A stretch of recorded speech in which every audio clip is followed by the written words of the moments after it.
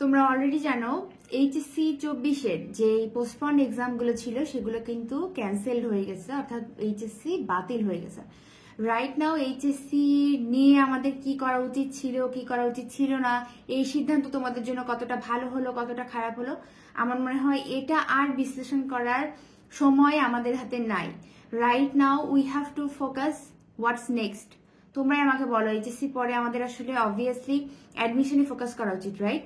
So আমি জানি তোমাদের অনেকের অনেক স্বপ্ন ছিল যে এইচএসসির রেজাল্টের উপর ডিপেন্ড করে হয়তো তোমরা তোমাদের লাইফের গোলগুলা সেট করতে চাচ্ছিলা, যে কেউ মেডিকেলে যাবা, কেউ ইঞ্জিনিয়ারিং এ যাবা, কেউ ভার্সিটির কোন কোন সাবজেক্ট নিয়ে পড়বা সেগুলো ডিসিশন নিতে চাচ্ছিলা।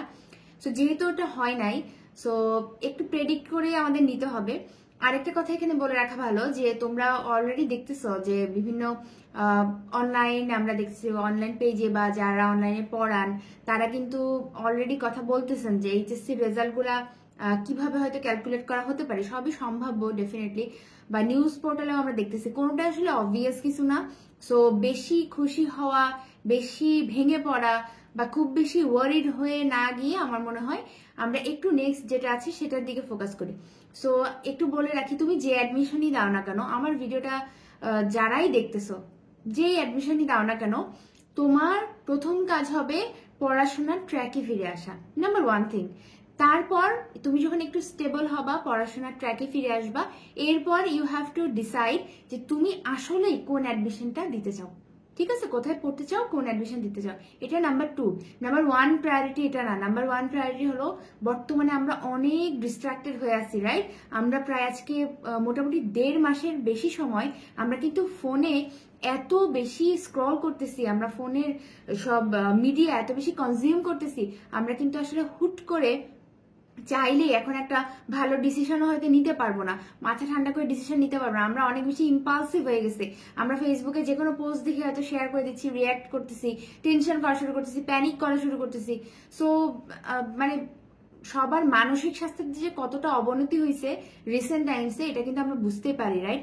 সো আমরা এটাকে অ্যাকনলেজ করি এবং আমরা আগে পড়ার হ্যাবিটে ফিরি। আমরা স্টুডেন্ট, সো আমরা আগে এই হ্যাবিটটা থেকে একটু, ডিস্ট্রাকশন আমাদের মাঝে অলওয়েজ থাকবে, বিভিন্ন ধরনের ডিস্ট্রাকশন থাকবে। সো আমরা আগে এটাকে একটু সেটেল ডাউন করি, আমরা মেন্টালি একটু ভালো থাকার ট্রাই করি এবং আমরা পড়াশোনার ট্র্যাকে ফেরার চেষ্টা করি। ঠিক আছে, এটা আমাদের 1 নাম্বার কাজ হবে। আমি ডিটেলসে বলে দিব কখন আমাদের কি করা উচিত, বাট দেন এগেইন আমার কথাটা একটু মন দিয়ে শুনো। এরপরে যেটা করতে হবে, আমরা একটু সেটেল ডাউন করি, আমাদের মনটা একটু শান্ত হোক, এরপর আমরা ডিসাইড করবো যে আমরা কোন অ্যাডমিশন দিব। এখনই আমরা কোনো কোর্সে ভর্তি হয়ে যাব না, যদি আমার সেরকম কোনো 100% কনফিডেন্স না থাকে আমার ডিসিশনের উপর, আমি এখনই কোনো অ্যাডমিশন কোর্সে ভর্তি হয়ে যাব না, আমি এখনই ক্লাস শুরু করে দিব না।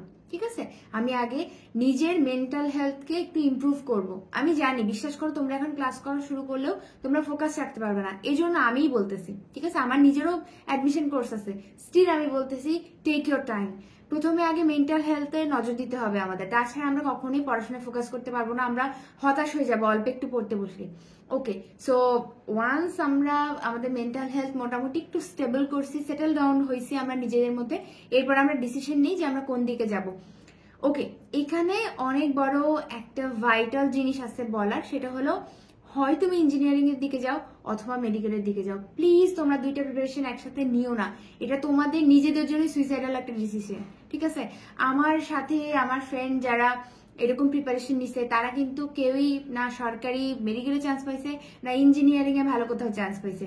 সো এটা একটু মাথায় রাখা উচিত যে তোমরা দুই পাশে একবারে কখনোই ফোকাস করতে পারবা না, কারণ দুইটা প্রিপারেশন একদমই ডিফারেন্ট। হ্যাঁ, তুমি যদি মেডিকেল প্লাস ভার্সিটি বা ইঞ্জিনিয়ারিং প্লাস ভার্সিটি নিতে চাও সেই ক্ষেত্রে তুমি নিতে পারো, কিন্তু তুমি যদি ইঞ্জিনিয়ারিং আর মেডিকেল একসাথে নিতে চাও তাহলে কিন্তু এটা তোমার জন্য খুবই ব্যাড একটা ডিসিশন হবে। ওকে, বুঝতে পারছি এটুকু? আচ্ছা, এবার আমি একটু চলে আসি যে আমরা যদি ঠিক আছে আপু, আমরা ইঞ্জিনিয়ারিং প্রিপারেশন নিব বা মেডিকেল প্রিপারেশন নিব, তার আগে করণীয় কি আমার, বা প্রিপারেশন যে শুরু করব সেটা কিভাবে করব? ওকে, সো যেটা আমি বলছিলাম যে সবার আগে গুরুত্বপূর্ণ হলো আমাদের পড়াশোনার ট্র্যাকে ফিরে আসা, পড়াশোনাটাকে ডেইলি হ্যাবিট বানানো আবারও, রাইট? সো এর জন্য আমরা কি করব, আমাদের এখন পড়ার একদমই ইচ্ছা করবে না, পড়তে বসতেও ইচ্ছা করবে না, আমার জাস্ট মানে যে পরিমাণ ফোনের উপর অ্যাডিকশন হয়েছে এটা থেকে আমরা বের হইতে অনেক স্ট্রাগল করবো, রাইট? করতেছি অলরেডি, পড়তে পারতেছি না। এই জন্য আমাদের যেটা করতে হবে, আমরা অলরেডি যা পড়ে ফেলছে আগে, এগুলো আমরা এখন আর পড়বো না, এগুলো আমাদের কাছে এখন বোরিং লাগবে। ঠিক আছে, একটা কাজ। এবং 2 নাম্বার কাজ, আমরা কোনো কিছু মুখস্থ করার ট্রাই করবো না। সো তোমরা যেহেতু এইচএসসি তে শর্ট সিলেবাস পড়ছিলা, তোমাদের এখন যেটা করা উচিত, আমি তোমাদের জায়গায় হলে যেটা করতাম সেটা হলো আমি মেইন বইগুলো নিয়ে বসতাম এবং শর্ট সিলেবাসের বাইরে যে চ্যাপ্টারগুলো আছে সেইগুলো আমি পড়তাম।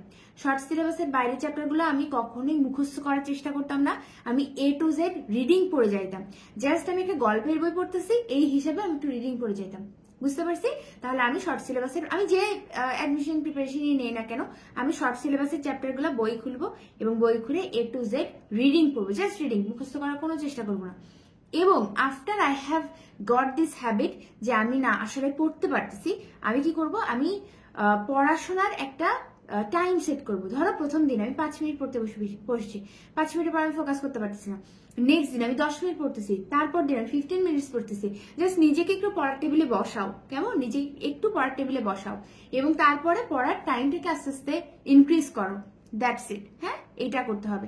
আর শর্ট সিলেবাসের কথা যে বলতেছিলাম, যে শর্ট সিলেবাসের বাইরে যে চ্যাপ্টারগুলো আছে সেগুলো কিন্তু ইউটিউবে অনেক ফ্রি ক্লাস আছে, আমাদের অ্যাডমিশন চ্যানেলে আছে, তারপরে তোমার বিভিন্ন যারাই অনলাইনে পড়ান না কেন সবার প্ল্যাটফর্মে তোমার ইউটিউবে সবার ফ্রি ক্লাসেস দেওয়া আছে।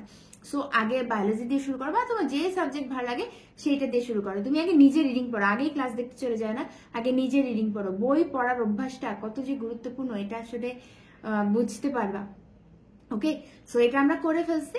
এরপর আমরা কি করব, আমরা যে ভার্সিটি বা যে মেডিকেল বা যে ইঞ্জিনিয়ার আমরা যে অ্যাডমিশনটা দিব সেইটার একটা প্রশ্ন ব্যাংক কিনে আনবো বাজার থেকে।